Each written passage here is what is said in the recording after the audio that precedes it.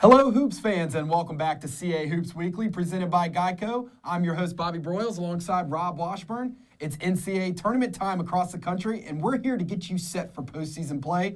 Rob, we have two great representatives from the league in the tourney this year. Let's begin on the men's side with the Delaware Blue Hens, who will travel across the country to Spokane, Washington as a number 13 seed to take on Big Ten champion Michigan State. Yeah, certainly not an easy matchup for the Blue Hens as they face a Michigan State team that's making its 17th straight NCAA tournament appearance and is coming off a Big Ten tournament championship last Sunday.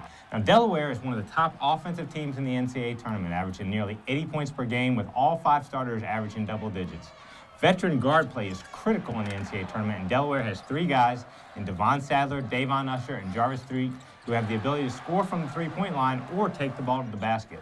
They also have a senior post player in Carl Baptiste, who is coming off a career-best 24-point performance in the CAA Championship game. He's going to have to play well again for Delaware to have a chance, and most importantly, he needs to stay out of foul trouble because Michigan State is an excellent rebounding team. The other key for the Blue Hens is they have to defend. The Spartans are led by two of the top players in the nation in guard Gary Harris and forward Adrian Payne, and they have four players who average double figures. When the Blue Hens have been at their best this season, it's been when they've been able to create offense from their defense by making steals and getting out in transition. They don't want to get into a half-court game with Michigan State. You can see this game live Thursday afternoon at approximately 4:40 p.m. Eastern Standard Time on TNT. On the women's side, the JMU Dukes were dominant in league play this season and continued to roll in the CAA tourney on their way to being crowned this year's conference champions. The Dukes received an 11th seed and will head down to College Station, Texas to face West Coast Conference champion Gonzaga. Yeah, JMU was the dominant team in the CAA all season. They continued that theme in winning their third conference title in the past 5 years last Sunday in Upper Marlboro. They were balanced offensively with four different players averaging double figures in scoring, and defensively they held all three tournament opponents under 35% shooting from the floor. Now, the Dukes have tremendous veteran leadership with Kirby Burkholder, Nikki Newman, and Toya Jiggets, and a pair of future CAA stars in Precious Hall and tournament most outstanding player Jasmine Guathney. And while the Dukes haven't been to the NCAA tournament since 2011, they've gotten plenty of postseason experience in WNIT and also played a challenging non-conference schedule. And my guess is they weren't too happy with getting a number 11 seed and being sent halfway across the country to Texas, and they're going to be on a mission to make a statement in this tournament. Now, Gonzaga was 29-4 this season and captured the West Coast Conference title for the sixth time in the past 7 years. The number 6 seed is the highest the Zags have ever received, and they've reached the NCAA Sweet 16 in 3 of the last 4 years.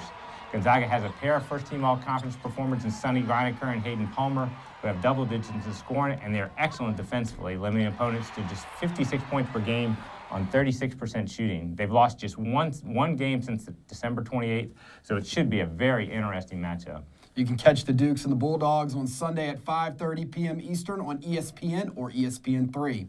But Rob, JMU and the Blue Hens men were not the only ones to punch postseason tickets this season. As we take a look at the other teams who will continue to play here in March, let's begin on the men's side with Towson, as the Tigers accepted an invite to the collegeinsiders.com tournament, where they'll meet USC Upstate in the first round. Yeah, it's the first time since 1991 that Towson has earned a postseason berth, and I think it's a reward for the Tigers' four seniors, Jarrell Benjamin, Marcus Damas, Mike Burwell, and Raphael Guthrie, who were so instrumental in turning around a Tigers program that was just 1-31 2 years ago.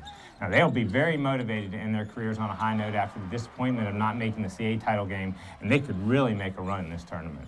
Congratulations to Pat Scarry and the Tigers. And on the women's side, the 20-win Blue Hens are off to the WNIT and will open first-round action at Rutgers. It has been an incredible season for UD. Rob, looking at all the players they had lost a year ago. Yeah, as we've said before, what an amazing job done by Tina Martin and her Blue Hens team. After losing 7 seniors off their Sweet 16 squad, expectations weren't very high for this young team, but they battled and improved all year long, finished second in the regular season, and advanced to the CAA Championship game for the 4th year in a row.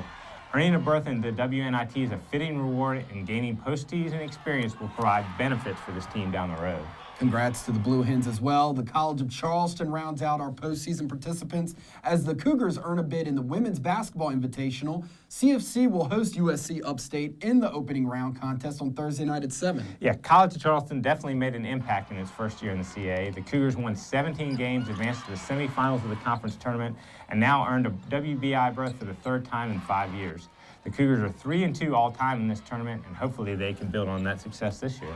Remember, fans, you can follow all of these games on our game day page on casports.com, which features links to live stats and audio and video streaming for all of the postseason action. You can also continue to follow the league on many social media outlets, including facebook.com/CAA Sports and on Twitter @CAA Basketball using the hashtag CAA Hoops.